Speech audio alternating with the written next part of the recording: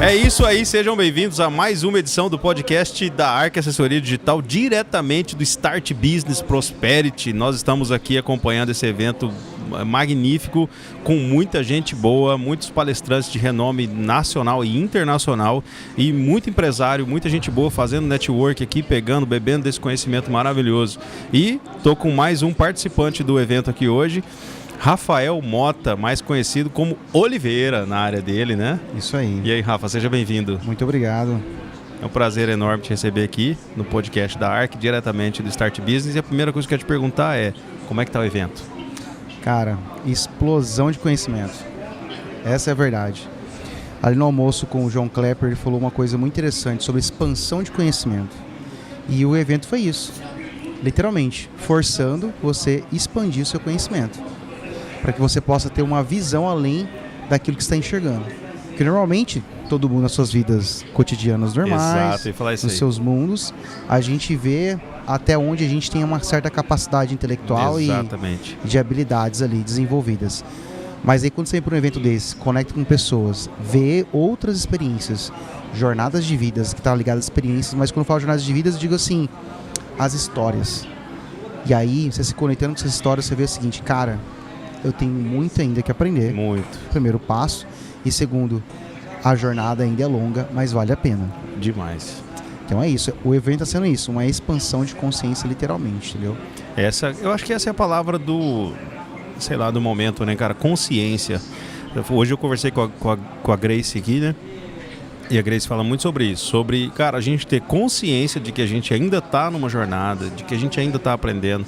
Consciência daquilo que a gente faz de modo automático, sem pensar, quando a gente reage sem pensar, quando a gente age sem pensar, quando a gente age sem usar a nossa, todo o potencial do nosso cérebro, né? Então é muito sobre consciência para a gente entender que a gente está numa caminhada e que a gente tem que continuar aprendendo e melhorando aquilo que a gente tem, né? E esse é o momento, cada dia. Ô Rafa, o que você faz? Eu sou engenheiro civil e ambiental, apesar de que a minha primeira formação foi na área ambiental.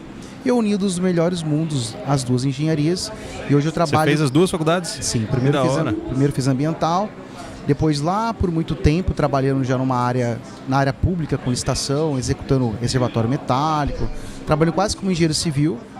E aí era um processo que eu me aproximei mais de Deus, já conhecia Deus desde os 12 anos de idade, batizei também nessa época, mas assim, comecei a ter uma maturidade e profundidade com ele. Viajando para uma cidade, fui acompanhar o irmão da igreja que foi pregar, fui só acompanhar, estava ali junto, em Cangas, aqui pertinho, e lá eu saio para uma hora ir no banheiro, e aí eu vejo uma construção não terminada. E ali Deus fala comigo, é isso que eu quero que você faz, construa. Eu já estava numa pegada de construção, só que estava uma coisa meio assim, não certa na mente, entendeu? Eu gosto muito de fazer as coisas acontecerem, serem concretizadas, e não só apenas o papel. E aí minha jornada começou assim na engenharia.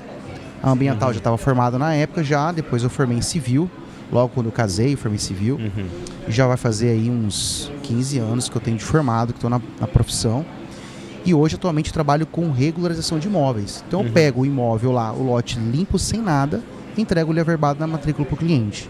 Então esse é o nosso principal produto, nosso principal serviço. Bacana. Aí nós temos outros produtos que a gente entrega de serviço, que é a gestão de obras, pequenas reformas, mas hoje o principal é esse. Regularização de imóveis. E é um desafio, né, cara? É um desafio. Qual que é a maior dificuldade que as pessoas encontram normalmente quando tem um imóvel e precisa regularizar? O que elas passam, por que elas precisam contratar alguém? Normalmente, qual que é o maior desafio? Só procuram você quando é notificado. Entendi. Quando você é notificado, é o principal procura hoje, tá? Quando é notificado, ou quando ele tem o desejo de vender o imóvel, e aí o cliente, hoje a maioria compra financiado, são poucos que aportam de cara assim no cash. Compra à vista e tal. À vista, e aí quando vai para o banco ou vai ser contemplado uma carta de consórcio para poder pagar aquela compra, eu preciso do meu imóvel regularizado. E eu não tenho nenhum habite da minha construção. E aí qual que vem a questão? Às vezes o cara construiu, ou com uma orientação técnica ou sem orientação técnica, chega lá, não está dentro dos padrões que é permitido pela lei municipal. E acontece, aí está fora, está irregular. Dependendo da legislação, se for imóveis muitos novos, até 5 anos, você tem que fazer umas adequações. Agora, se for mais antigos, mais de 10 anos, você consegue ainda regularizar dentro do que está. Então são particularidades, tem que analisar cada caso. Mas hoje eles procuram mais por isso. Primeiro, tem a intenção de vender o meu imóvel, aí eu preciso estar regularizado, ou eu sou notificado no meio do processo e aí eu preciso correr desesperadamente atrás de alguém para que me salve. E é difícil para a pessoa conseguir, por ela, fazer toda essa burocracia, né? É difícil porque são várias etapas. E o cliente hoje quer comodidade. Não tem tempo, né, cara? É comodidade. Ele quer que alguém resolva o problema dele. É isso. Comodidade. E é o que a gente entrega para o cliente. A gente nem tem a parte técnica, tem a parte jurídica. Então a gente tem um casamento bem bacana nisso tudo. Bacana. E você é proprietário da empresa? Sou proprietário da empresa. Bacana. Montou a empresa com quantos anos? Já temos 4 anos já, essa jornada já. Como foi para você virar a chave, né? Antes você devia trabalhar para alguém? A chave foi assim, ó. Eu tinha formado em civil, aí fui trabalhar para um grupo... Pode continuar. Fui trabalhar para um grupo de autopeças forte aqui no Mato Grosso e com sede em Manaus. Aí eu fiquei um tempão viajando, fazendo lojas para eles. Então começamos lá fazendo lojas com 90 dias e entregamos, durante a pandemia, lojas com 25 dias. O cara montando a loja para entregar. Então eu participei desse processo de criar processo construtivo com essa empresa, entregando com 25 dias. Caraca. Nesse meio termo, eu viajando muito, mais fora do que aqui em casa, né? Quando digo em casa, em Cuiabá, minha esposa fica grávida. E aí, tipo, poxa, não dá para eu ficar ainda na estrada e o meu filho vinho, né? E aí eu tomei uma decisão de ter coragem, de falar assim, cara, tá na hora de trabalhar para mim. E aí eu não sabia como ia fazer isso. Exato, era aí que eu queria chegar. Não sabia como ia fazer isso. Arrumei uma oportunidade, um contrato com uma construtora grande aqui em Cuiabá, que mexia com alto padrão, ainda mexe com alto padrão, e que na época estava com em torno de 30 casas nesse nível. Florais do Cuiabá, Florais do Vale, Florais do Parque, Florais do Parque. E aí eu fui trabalhar com esse grupo, com um contrato com eles, comecei minha jornada empreendedora ali com eles. E de lá comecei e fui embreando. Aí se você fazia regularização já para eles? Não, aí eu só mexi com gestão de gestão obras. de obra. E aí com o tempo a gente entregou o que tinha para entregar e aí você fica, né? Era um contrato que tinha uma participação de 60% ali da empresa, os outros 40% aquilo que entrava da parte de serviços ambientais. Porque como eu tinha as duas profissões, então eu mexi com regularização para a galera aprovar projeto. E aí abriu o meu leque. Abriu, na verdade, os meus olhos, né? Falei, cara, eu vou unir os dois mundos e vou pra cima. Aí eu comecei pra cima disso daí, especializando atrás, criando uma estrutura mais enxuta e trabalhando no mercado, cara. E hoje a gente trabalha muito com isso. Os nossos maiores clientes hoje são barracões comerciais, então a galera constrói para poder alugar ou constrói para vender, que trabalha mais com a gente nessa área.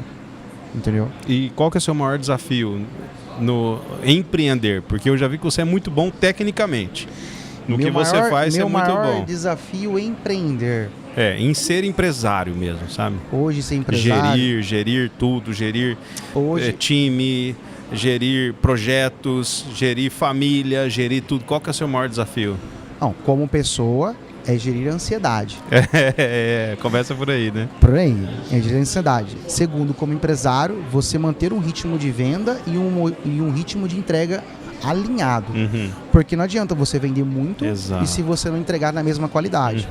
Então hoje o meu maior desafio está sendo esse, equilibrar essas duas pernas. A gente está com uma força forte de vendas e tanto que eu brinco, né? Dinheiro que não anda não vende. Se você não dá, não vende. E hoje falou muito aqui no evento de pegar telefone, né? O primeiro Marquinhos lá, pega o telefone e liga, ele ligava.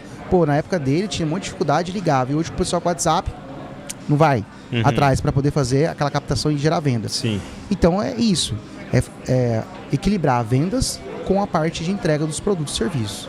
Graças a Deus a gente está conseguindo equilibrar isso muito bem para poder avançar e escalar um pouco mais. Quando eu digo escalar, não escalar o negócio, escalar os serviços mesmo, né?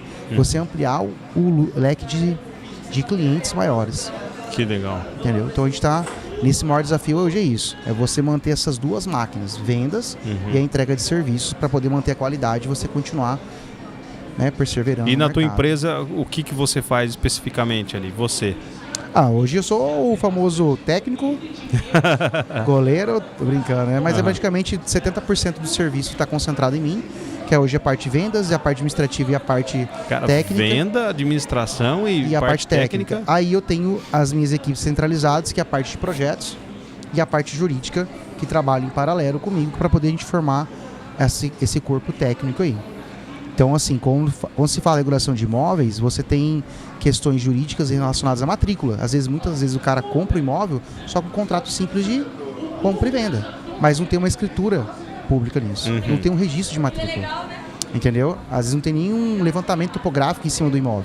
E como é o que você já vai levar hoje para casa do Prosperity, para sua empresa, para sua nova rotina a partir de agora? A Grace ali fez um desafio para todo mundo, né? Uhum. Nos próximos 90 dias, a gente tem que fazer uma revolução. E aí eu tomei algumas decisões ali, e uma delas, do plano de ação meu, bem simples, é venda, manter forte o motor de vendas, é focar nisso nos últimos 3 meses, e focar no número que determinei ali, defini ali dentro ali, né, com as dinâmicas das palestras ali. Então eu tomei 2 decisões hoje, o número que eu quero atingir até o final do ano e o que eu vou fazer de foco até o final do ano. E é apenas isso. E focar em conseguir... Até ser moleiro, irmão. Bater perna, telefone, internet, prospectar e ir pra cima. Como é que tá a estruturação do seu comercial hoje na sua empresa? Vai ser você? Hoje o comercial literalmente está concentrado em mim, porque eu prefiro muito mais eu falar com o cliente, explicar, esclarecer, ele ter esse contato de proximidade do que eu terceirizar ainda isso. Entendeu? Então, mas hoje, você tem uma secretária? Você tem essa galera tem, mas assim, a quem vai fazer a venda sou eu. Eu que explico. Porque o cliente quer comprar você, né? É exatamente isso. Então, eu não cobro visita, por exemplo. Então o cliente, eu tô com uma dúvida, eu vou lá, explico. E aí, em cima disso, às vezes o cara tinha uma autoridade, dúvida, o cara confia em você. Confia em você e compra. Às vezes o cara tinha uma ideia de uma coisa, chega lá e tem uma outra ideia melhor, e aí a gente segue em cima daquele projeto. Eu até falo para os clientes, a gente faz as coisas de forma específica, conforme a necessidade do cliente. Que é o que a gente está falando aqui hoje no evento, né? Resolver a dor do cliente. Aquilo que o cliente precisa, Vendas, a gente vai resolver. Vender é servir, né? Exatamente. Conversei com o Malaquias hoje e ele falou um negócio muito interessante para mim, que às vezes o vendedor malandro ele quer empurrar uma solução a mais para o cliente. Só que depois da venda o cara vai perceber que ele fez uma compra ruim. Isso. E aí você vai ficar queimado. Agora, se você vende, por exemplo, você vendeu 10 toneladas de um produto pro cara, você podia ter vendido 12 ou 15 para ele, mas ele só precisava de 10. Você sabia que ele só precisava de 10. Aí você foi lá e vendeu as 10. Aí o cara dali 2 meses, dali 3 meses, ele vai comprar as outras 2 ou as outras 5 toneladas de você. Ele não vai... Agora, se ele tivesse comprado as 5, ele ia ficar chateado. Pô, eu só precisava de 10 e o cara me vendeu 15. A gente chama isso de forçar a venda. Forçar a venda. Nessa minha trajetória de formado, eu trabalhei uma época como representante comercial. É mesmo? Meu pai foi representante comercial há muito tempo, então já tinha um pouco dessa linha em casa. E aí eu lembro que você tinha que fechar a venda, meta, e aí às vezes a gente forçava a venda. E forçar a venda é horrível, cara, porque é literalmente isso que ele falou. Você vende aquilo que o cara não precisa, ele não consegue vender no mercado interno dele.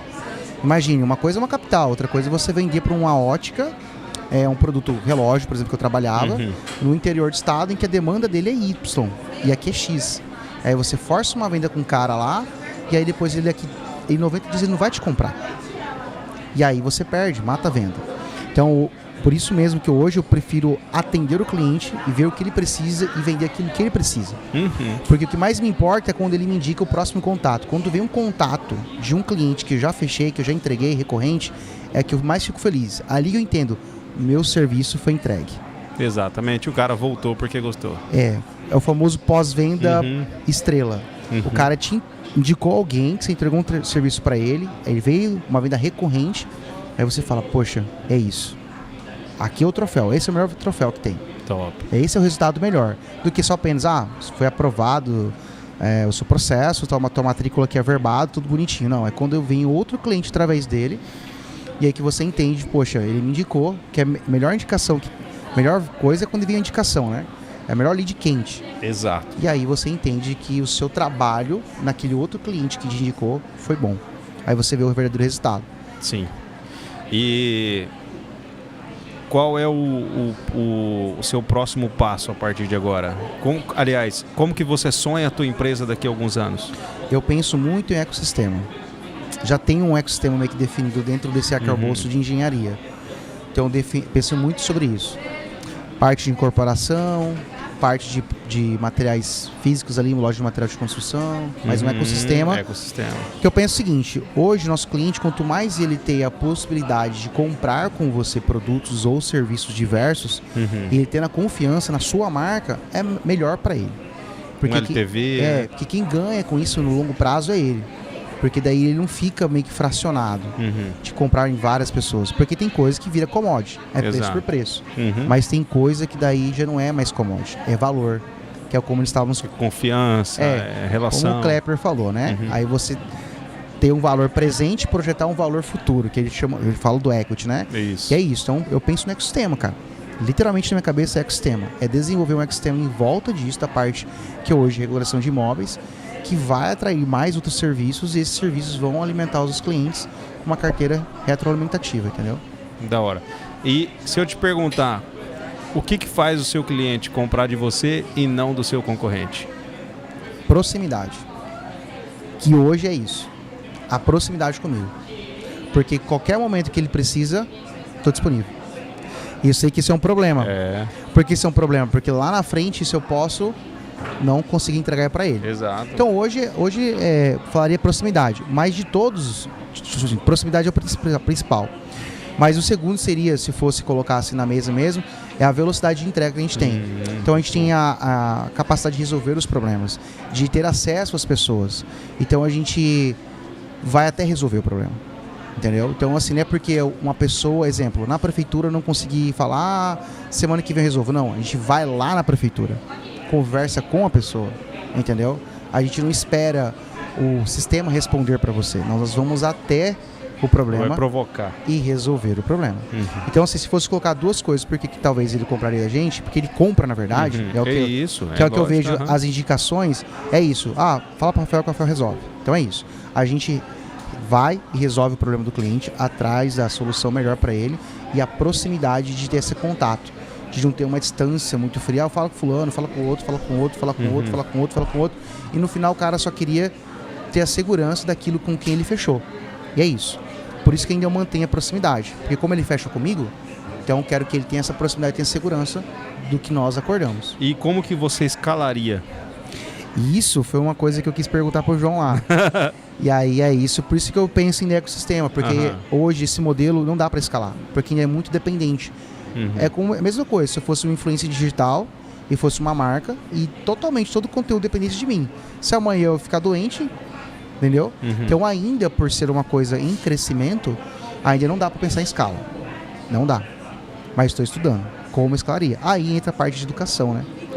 Aí vai pro mercado educacional, de como ensinar a fazer isso. Também. Entendeu? Os próximos. Mas eu acho que dá, hein, cara. Eu tô acompanhando um projeto de um escritório de advocacia muito grande. E esse escritório é concentrado na pessoa de um advogado só, que é um cliente meu. E ele quer escalar pro Brasil inteiro a operação dele. E a gente está fazendo um movimento gigantesco, cara, de IA, por exemplo, só para você entender, na operação dele, para ele conseguir escalar, advogados têm que conseguir fazer a primeira entrevista com o cliente. Então, é advocacia trabalhista. Então, nessa primeira entrevista com o cliente, ele precisa prever tudo. O advogado ele precisa prever tudo, ele precisa fazer as perguntas corretas, ele precisa captar o direito falado, que a gente fala, né? Eu também sou advogado. E aí a gente precisa tirar o direito falado ali e ter todas as informações para depois alguém só fazer a peça com base naquela entrevista. Então a gente está preparando um sistema onde qualquer pessoa vai poder fazer essa entrevista, porque vai ter tudo ali. Eu acho que daí a IA seria a melhor solução na entrevista. Deixa eu até deixar claro. Né?